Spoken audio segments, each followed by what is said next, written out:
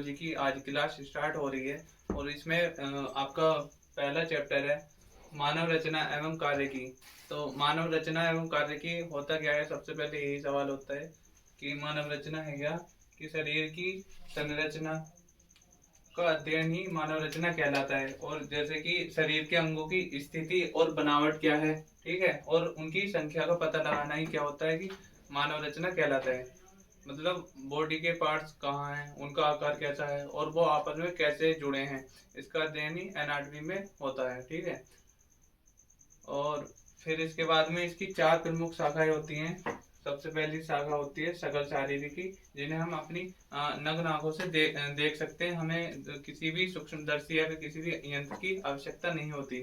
जैसे कि लीवर और हृदय की स्थिति को हम नग्न आंखों से देख सकते हैं। फिर उसके बाद में आता है आपका सूक्ष्म शारीरिकी। ये शरीर की बहुत ही छोटी शारीरिक संरचनाएं होती हैं, जैसे कि आपकी कोशिकाएं हो गई, ऊतक हो गए, और इनको देखने के लिए आपको सूक्ष्मदर्शी की आवश्यकता होती है, ठीक है। फिर तीसरे नंबर पर आप क्या होती है सतही शारीरिक। क्या होता है, शरीर की ऊपरी सतह से अंगों की स्थिति का पता लगाया जाता है। जैसे कि कोई डॉक्टर होता है, स्टेथो होता है, उसे जिसे आला भी बोलते हैं, यहाँ पर आपके लगाकर चेक करता है अंदर कि आपकी लैपटॉप कहाँ पर बोल रही है, ठीक है, कहाँ पर, मतलब जैसे भी आपका रेस्पिरेशन चेक करता है अंदरूनी, ठीक है। फिर उसके बाद में आता है चौथा पॉइंट तुलनात्मक शारीरिकी। इसके अंदर क्या आता है कि विभिन्न प्रकार के जीव जंतुओं में तुलना करना।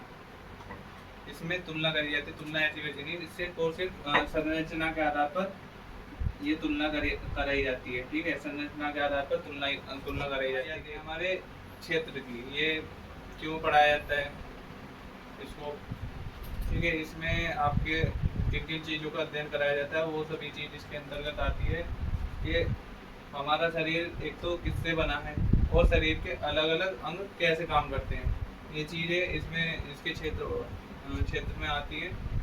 तो इनके कुछ पॉइंट हैं। शरीर की बनावट का अध्ययन कराया जाता है एक तो इसके अंतर्गत, ठीक है। दूसरा पॉइंट है शरीर के विभिन्न अंगों का अध्ययन कराया जाता है। और तीसरा पॉइंट है शरीर के कार्यों का अध्ययन कराया जाता है। और चौथा पॉइंट है विभिन्न अंग एक दूसरे के साथ कैसे कार्य करते हैं। पांचवा पॉइंट है शरीर में होने वाली विभिन्न क्रियाओं का अध्ययन। और छठा पॉइंट है शरीर अपने अंदर संतुलन कैसे बनाए रखता है। इन सभी चीज़ों का अध्ययन आपके ह्यूमन एनाटॉमी एंड फिजियो के स्कोप में इन सभी का अध्ययन कराया जाता है, ठीक है। तो आपके क्षेत्र के बाद में बात आती है दिशात्मक शब्दावली, मतलब शरीर में दिशा बताने वाले शब्द।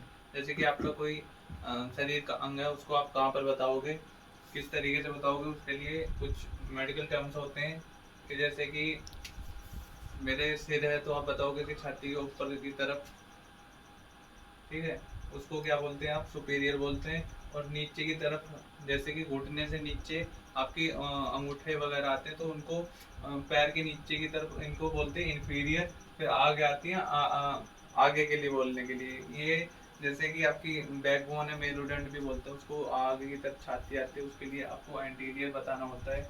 और पीछे की तरफ पोस्टीरियर, इसका उल्टा कर देना, मेरुदंड छाती के पीछे की तरफ होता है। फिर इसके बाद आती है बीच की ओर। बीच की ओर मतलब ये आपकी नाक है और ये मतलब आंखों के बीच में आ रही है, ये मीडियल सरफेस है, ठीक है। तो ये मीडियल के बीच में आती है। और फिर उसके बाद में आती है बाहर की ओर। बाहर की ओर मतलब ये आपके कान है, तो आपके मीडियल से बाहर की तरफ जा रहे हैं, लेटरल साइड में जा रहे हैं, तो आप इनको लेटरल साइड बोलेंगे। और फिर उसके बाद में आती है पास। पास के लिए आप बोलेंगे प्रोक्सिमल। जैसे कि आपकी कोहनी है, कोहनी के आपके पास में सबसे शरीर का कौन सा है, कोहनी के पास में आपका ये है कलाई। कलाई होती है, तो अब कोहनी के कलाई के ज़्यादा पास होती है कलाई, तो उसके लिए ये प्रोक्सिमल शब्द लगाते हैं पास के लिए। फिर दूर है, दूर के लिए बोलते हैं डिस्टल। उंगलियों से दूर क्या चीज़ है, उंगलियों से दूर क्या है, कोहनी है आपकी, क्योंकि कलाई तो आपके पास होगी, उंगलियों से आपके दूर है कोहनी, तो दूर के लिए आपको डिस्टल लगाना होता है। तो इसके बाद आती है सतह के पास।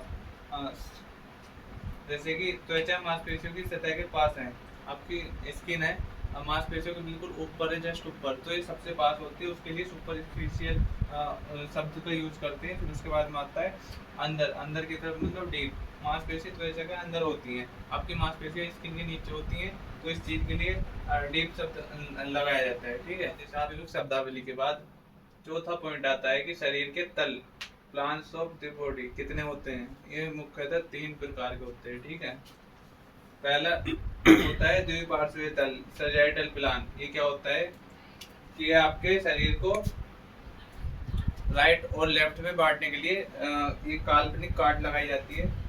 ठीक है, जैसे कि राइट और लेफ्ट के लिए, इधर लेफ्ट हो गया और इधर राइट हो गया,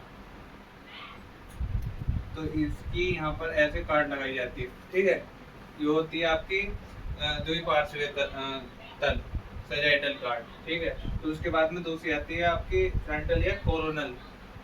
इसको लगाने के लिए ये आपकी क्या करती है कि शरीर को आगे और पीछे की तरफ, मतलब ये आगे और ये पीछे की तरफ, इन दोनों भागों को बांटने के लिए आपका इस तरीके से, यहाँ से इस तरीके से कट लगाया जाता है। इसको बोलते हैं हम कोरोनल, इस तरीके से। ठीक है, फिर आपका थर्ड नंबर पे आता है हॉरिजॉन्टल। हॉरिजॉन्टल मतलब अनुप्रस्थ काट, शरीर को ऊपर और नीचे भागों में बांटने के लिए, ये ऊपर की तरफ और ये नीचे की तरफ, इसको बांटने के लिए यहाँ पर हॉरिजॉन्टल कट लगाया जाता है। और ये काल्पनिक कट होते हैं, मतलब इसका मतलब क्या होता है, शरीर को अलग अलग भागों में समझने के लिए,